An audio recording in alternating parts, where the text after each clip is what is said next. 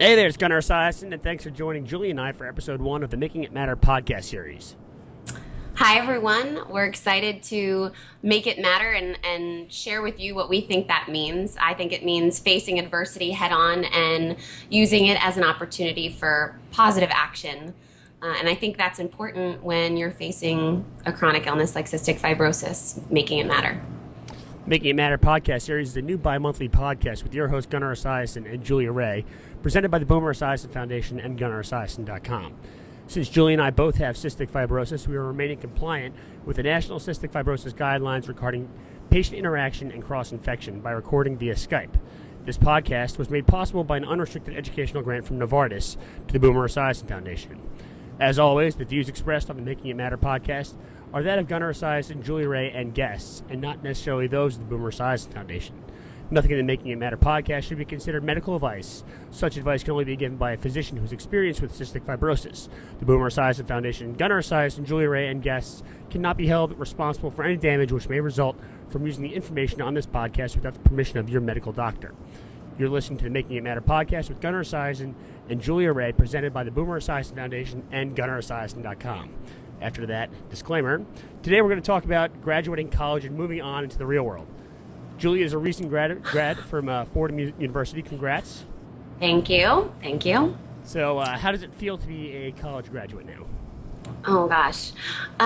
Craziest mix of emotions. Terrifying, exciting, and I'm pretty proud. I'm pretty darn proud. Well, you should be. I was too. Now, what do you remember from graduation? Was it a good day? Was it a sad day?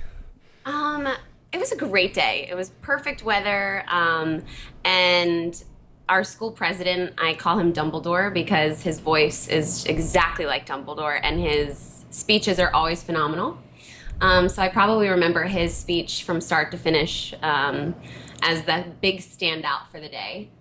And ironically, the last thing he said to us college graduates was "Make it matter," which stuck with me since that is the name of our podcast. Yeah, how about that? I always call my graduation the worst, best day of my life. Yes, we were in the football stadium. The seats are all aluminum, and it just happened to be like an 85-degree day. I just felt like I was roasting.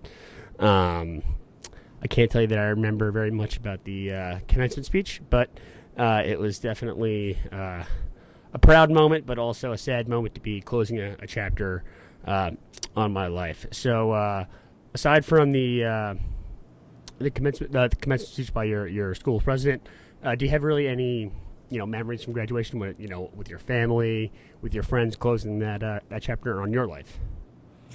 Yeah, I just think it was a nice bookend to my years with my college friends.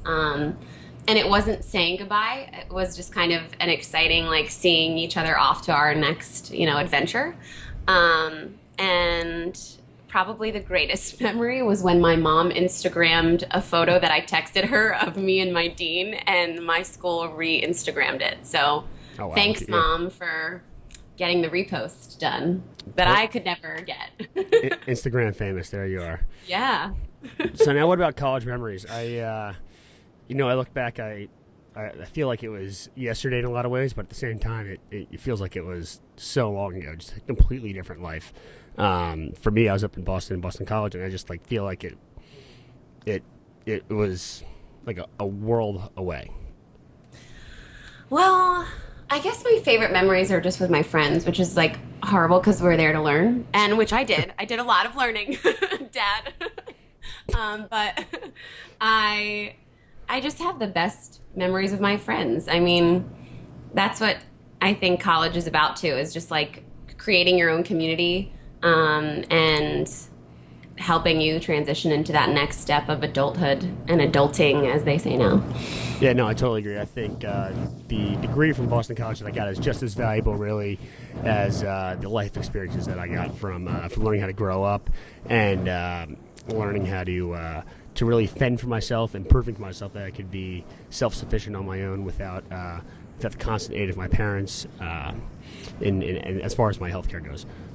So now that you've graduated, I've been out for 3 years now. What are you doing to take up your time? What's the plan here? Sure. Well, I'm a patient advocate and CF advocate, so I have a lot of speaking engagements lined up, which is kind of the thing that lights my fire. So I'm dedicating my time to that, which is exciting. And of course, I am going for Miss Pennsylvania. Of course, like everyone's going for Miss Pennsylvania. But I go for Miss Pennsylvania on June 25th, so hopefully that will be my job for the next year. So what goes into that? Oh gosh, everything. It is an all-consuming endeavor. I am preparing for talent, which is singing, and going evening gown shopping, practicing my swimsuit walk, which is really fun. And interview is the most important aspect of competition. The judges can grill you on anything, so you have to be well prepared. Yeah, I've been working on my evening gown as well. Yeah, it's starting to come along here. Full rhinestones. Yes, exactly. So it sounds like you definitely have a lot on your plate. Looking back to my first few months after graduation, I was pretty sick when I graduated college. I think the dorms at Boston College had a lot to play into that. As much as I love the school, the dorms and living situation up there were not really great for someone with CF. I feel like they were built in 1975 and then last renovated in 1976. So it was definitely I was living amongst black mold. There were you're living amongst 10,000 people right on top of each other. It's like stomach flu after stomach flu, things like that. So it took me a few months to recover, and then finally I started coaching. And then once I got back on my feet, I started helping out with the Boomer Esiason Foundation and doing a lot of CF advocacy. Sounds like you are, which has been pretty fun, and it's really very rewarding, I think. Mm-hmm. It's making it matter. Yes, I think exactly. that's what we're living our title. So now transitioning into the Making It Matter segment, where every podcast we're going to feature one person with CF that makes it matter. Julia, you have it this week? Yes. You don't have to climb the world's highest mountain to make it matter, but that is what Nick Talbot did. Nick is a 40-year-old with cystic fibrosis that made it to the top of Mount Everest, which is just amazing. And this was his third attempt, which I thought was even more incredible, that he went back after 2 near fatal accidents in his climb. So talk about never giving up. Climbing a mountain, that sounds like something that I would never do, but for him that floats his boat, so good for him. And that's really awesome. I can't believe we are sitting here talking about someone with CF actually climbing Mount Everest. I don't think that ever, at least 15, 20 years ago, that probably wasn't even a reality. So that shows how far we've come, and hats off to Nick, and what a fantastic job. Yep, congrats, Nick. So that's all the time we have for today. Thanks for tuning in for the first ever episode of Making It Matter. Remember, you can follow along with our bi-monthly podcast via my YouTube channel on GunnarEsiason.com or JuliaRay.com. If you want to see us podcast about something specific, you can always send us an email at gunnarsblog@esiason.org or send us a message on Facebook.